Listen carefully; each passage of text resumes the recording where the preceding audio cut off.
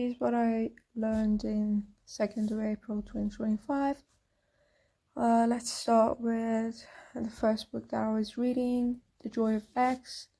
I've just finished The Housekeeper and the Professor, and I was just so glad that I saw the book that I just finished mentioned in the current book. So the chapter 2, it's about rock groups and pebbles, in fact, because in ancient times pebbles were used for calculating. They were the first tools used for calculating, even before abacus. And even the word calculus itself means pebble in Latin. So that's really cool that one of the most probably difficult math areas just means a pebble. So one of the things that was discussed here was that the sum of odd numbers would always be a perfect square. So from 1 plus 3 equals 4, everything after that would be a perfect square. And to answer why that is, it's best to see the first picture, that how the pebbles are placed like an L-shaped. That's how we can see that all those odd numbers come to become a square, which is extremely cool. The second part that got me extremely excited was when the author started talking about the novel that I just finished. So in the novel, there's this part that the professor assigns a task to find a way to add all numbers without calculating one by one. For example, like the numbers from 1 to 10. That was the first task that he asked. And 1 plus 2 plus 3 up to 10 means is 55. So he was like, what if we want to add from 1 to 100, 1 to 10,000, 100,000, etc. So he was looking for a system. So here, one of the ways that was suggested and was brought up in the book was to imagine those numbers from 1 to 10, and imagine them as a triangle, like forming a triangle from the first row of 1, 2, 3, and then up to 10. So the first part, the white pebbles, would be 55 pebbles, and they are a triangle. It's much easier to calculate them if we just reverse them and put it on the other side and make a rectangle. It will be 11 by 10. So 11 by 10, or 11 multiplied by 10 is 110, and that divided by 2 is 55. So this is one of the formulas that's achievable to find the sum of like a range of number from 1 to a certain number. I read a little bit of chapter 3 as well, and I was just amazed because I've never thought of anything this way.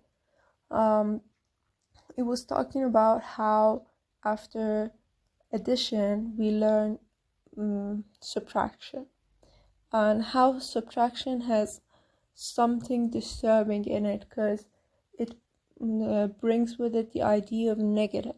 So if you want to, or for example, if you want to take 6 cookies from someone, but you only have 2,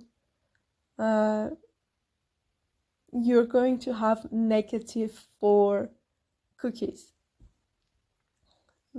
which is actually the idea of debt, which we always deal with like on a daily basis. But I've never thought of it as subtraction, and like getting a negative number. That's what debt is, that negative number. I just thought it was extremely cool. Then the second part was about how negative multiplied by negative is positive. And here we can see why that is. For example, -1 by 3 is -3. -1 by 2, -2. -1 by 1, -1. -1 by 7 by 0 is 0. So what's -1 minus 1?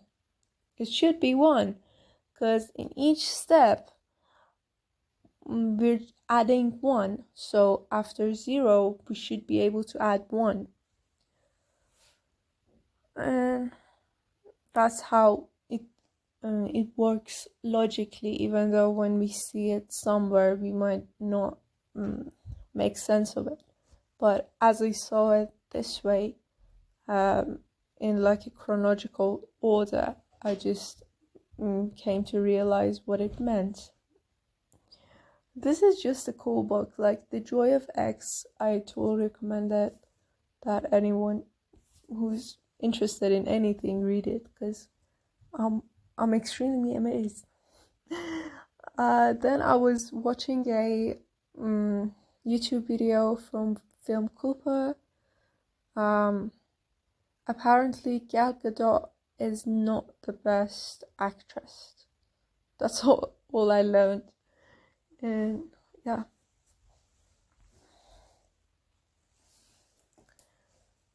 Next thing is that blue lobsters are 1 in 2 million. I knew that blue lobsters were pretty rare, but I didn't know how rare they were. And the reason why I came to do it, because I was listening to the song by the B-52s, and it was about lobsters, and it just had a really fun lyrics. And the cover also made me think of seeing how rare these blue lobsters are, and they're actually caused by a protein that it's like a genetic thing. It's like overproduction of some protein that causes that, which I thought was really cool. Next was about the explanation of even functions and odd functions. Probably I knew this already, but still when I was reviewing it, I just saw it in a new light. So an even function means changing the sign of your input doesn't change the output. And so basically the f of minus x is equal to f of x. And an odd function is f of minus x is equal to minus f of x, or minus f of minus x is equal to f of x, which basically means changing the sign of the input is the same as changing the sign of the output, and those two would be similar. So as an example of an odd function, we have the cubic function, x raised to the power of 3, and as an example of even function, we have the quadratic function x raised to the power of 2, or x squared. Next, I was extremely amazed by this terrifying formula, this famous and confusing calculus formula at the first glance at least, that it's just the slope, like it's the same rise over run, and rise is basically the y-axis, so it's y2 minus y1 over x2 minus x1, and this h here is just the difference between my x2 and x1. So the full formula is f of x plus h minus f of x. So this h is that difference, is the thing that's added to it to like create that rise. So, and at the bottom just the x's have been cancelled. So at first it was x plus h minus x, and then it became the x's were cancelled and only h remained. So yeah, apparently it's called the quotient difference. I didn't know that, and yeah, I'm just amazed. Next, this one actually made me more emotional than I thought I would be. I saw this video, a talk by Dan Bricklin. He had studied computer science at MIT and business in Harvard, and overall a really smart guy, and extremely just, I don't know, there's something in me that praises so much when someone knows what they're talking about and knows the thing. And yeah, he was the guy who made spreadsheets, even though we might hate Excel. It's so fascinating how this works, because otherwise we would have had to manually make all those tables and we couldn't change anything. And a fun fact, his father had been the one doing that, had been the one who would make those tables for businesses and all the things that it needed. And Harvard actually had made this place on the place that he would sit in the class. In this room in 1978, Dan Bricklin, MBA 79, conceived of the first spreadsheet program, VisiCalc, original killer app of the information age, forever changed how people use computers in business, June 3rd, 1999. And yeah, just seeing that made me extremely emotional, because it's so cool to see how programming, how coding and programming is ingrained in everything, and how someone thought of doing that, and how difficult it was in the beginning for the people who started doing it, and now we just take all of it for granted.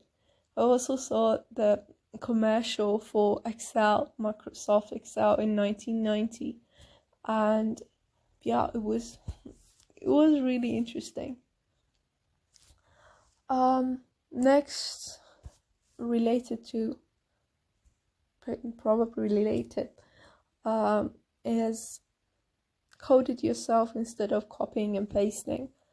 It's just it's something that I've always done, copying and pasting, but unless you do it yourself, your brain is not going to make that connection, make that sort of learning so that you can do it again. So you just always have to copy and paste.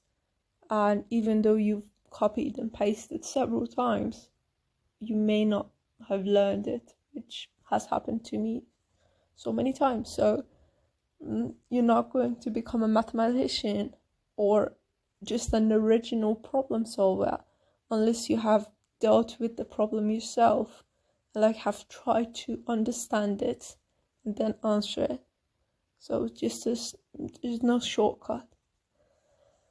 And yeah, that's the end of all I had to say today. Goodbye.